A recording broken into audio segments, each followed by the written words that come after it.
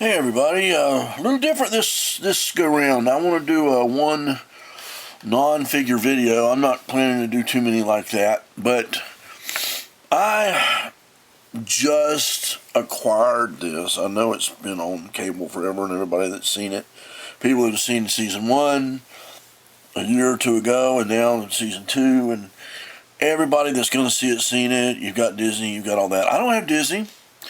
I don't particularly like paying Disney for anything right now. They aren't my favorite company. And so I haven't seen a lot of the Star Wars shows. And a good buddy of mine at church, Matthew, that I keep up with, he's a big Star Wars fan. And he kept saying, Les, you got to see Andor, you got to see Andor. And I'm like, I'm okay with most of the shows I've seen. I really actually enjoyed Obi-Wan. I enjoyed almost, you name it, any of the shows, but nothing like Rogue One, which is one of my absolutely favorite Star Wars things there is. The classic trilogy, of course, New Hope, Empire, and Jedi. Those are the source. After that, probably the prequel trilogy, because Darth Vader is my favorite character. And as time has made him more and more human and more explained, he's less mystified. But he's still my favorite. I like Obi-Wan. I like the sequel trilogy. I'm going to probably put my neck on in a noose here with a lot of people. But I actually very much enjoyed Force Awakens, Last Jedi, and even Rise of Skywalker. My wife and I watch it quite often.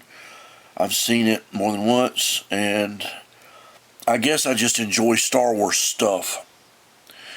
So, to me, Andor was just another show. It was like, okay, Cassian Andor in Rogue One was an interesting character. I liked him, but there were other guys I liked better. I mean, Baze and, there were so many other, I don't know, I'm not going to list all the characters, but there's so many others I liked better. And I thought Cassian was cool, And I'm like, okay, so they're going to do this show about this guy. I'm like, all right, okay. And finally, my buddy Matthew at church kept saying, oh, Les, you got to see Andor, you got to see Andor. Every time I'd see him, you got to see Andor, you got to see it. And I knew that the second season had come on, and he hadn't seen it. I'd catch him, like, well, how is it? He's like, oh my gosh, you got to see it, you got to see it, you got to see it. So I got this. This is my little Season 1 and 2 DVDs. I didn't even spend the money on Blu-ray. I said, no, I just want to see, the show and not have a bunch of hullabaloo about it. And let me tell you something. A lot of people have said this, and I don't want to sound like a repeat offender. And yes, okay, so I carry the sin of liking and enjoying all 9 major films. Okay, sue me. But this is incredible. Andor, without a doubt, is some of the best Star Wars I've ever seen.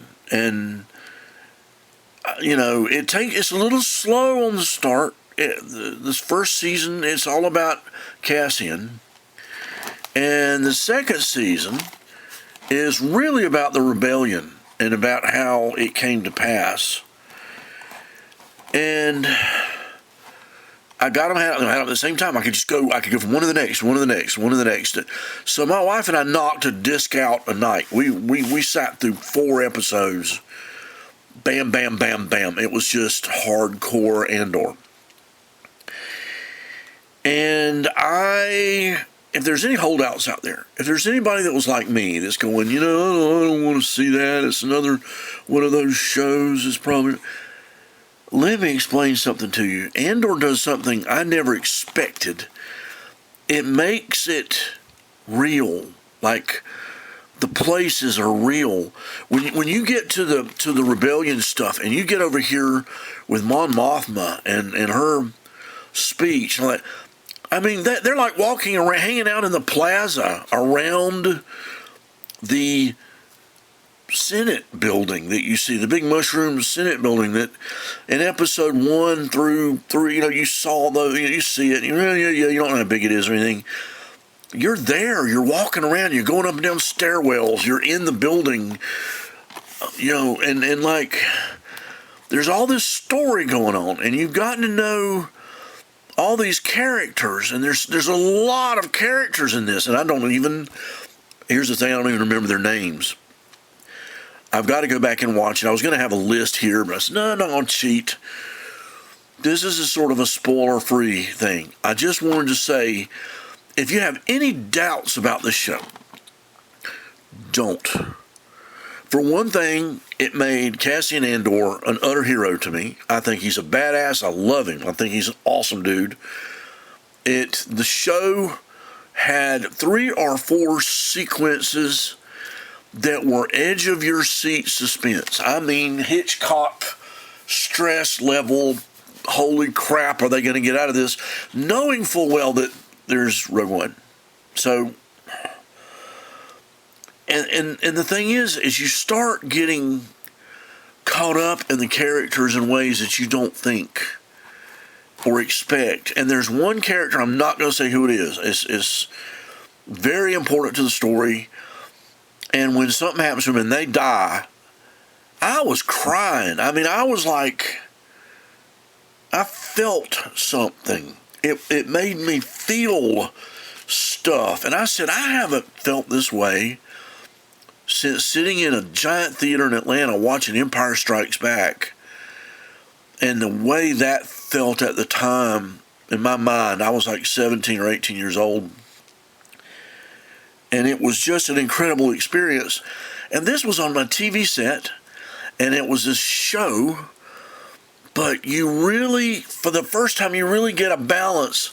You don't see just the Empire and the Death Star and Vader and the Emperor and all the top echelons of the Empire. You see the rebellion and who created it.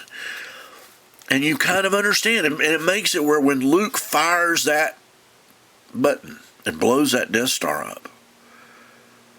I don't remember who said it. There's another online critic that said it, but he's not alone. He's got the entire rebellion with him.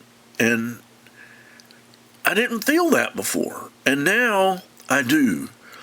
So if you can get through the parts that are a little bit slow, it's not the fault of the director or the writer. In fact, it's like a book. It's like a great big novel. So it's like a novel with no scenes cut out.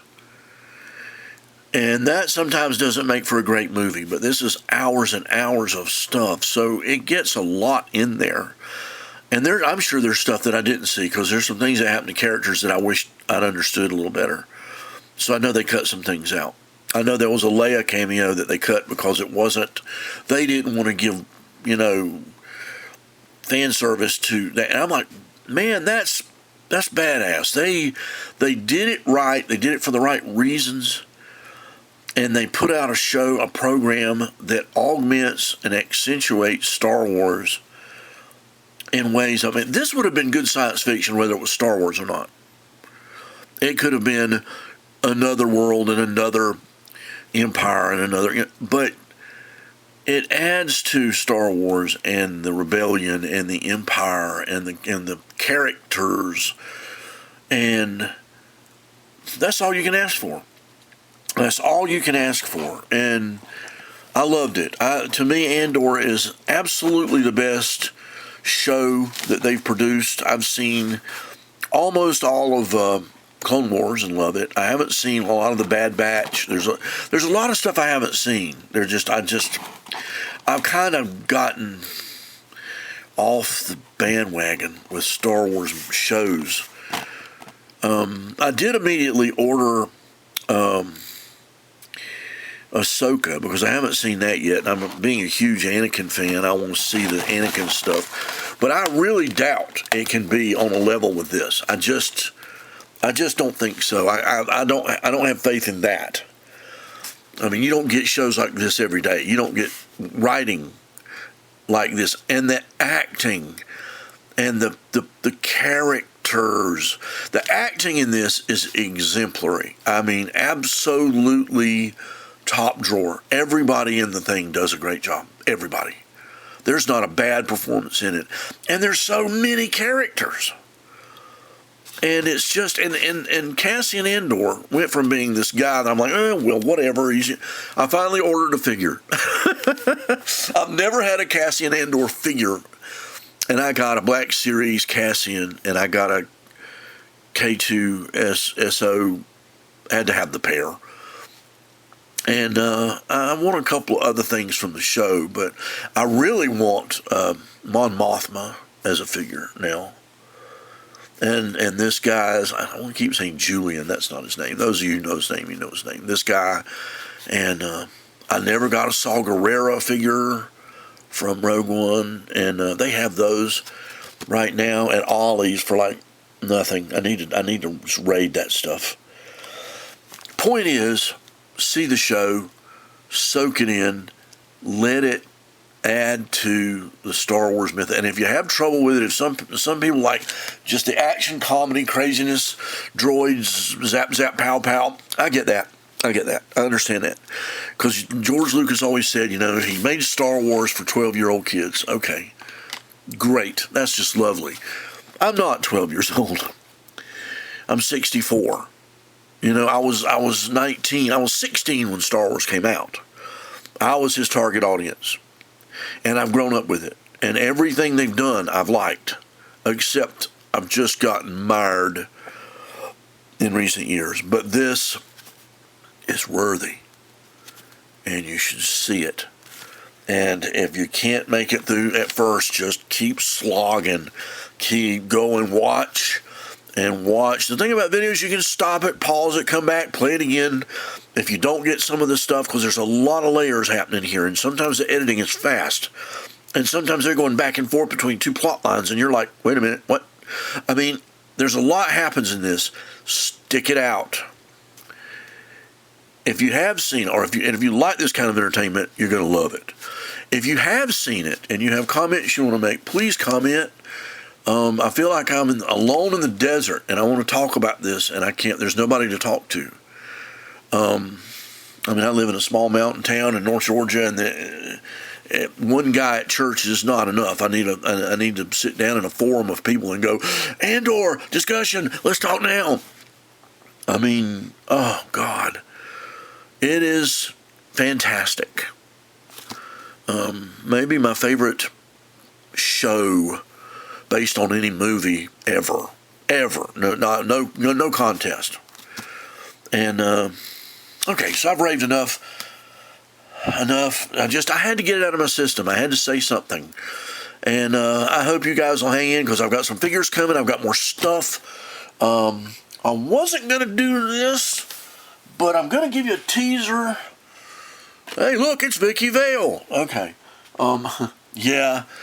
I'm working on Vicky Vale, and she's coming along. I've got to make her a dress. That's not the way she's going to look. I've got other stuff coming. I've got the rest of my Indiana Jones collection, the little guys. They're cool. I've got one indie video on here. I got a whole bunch of them now. I'm headed to video number 200. I think I'm at 180 something now, and 200 is going to be special.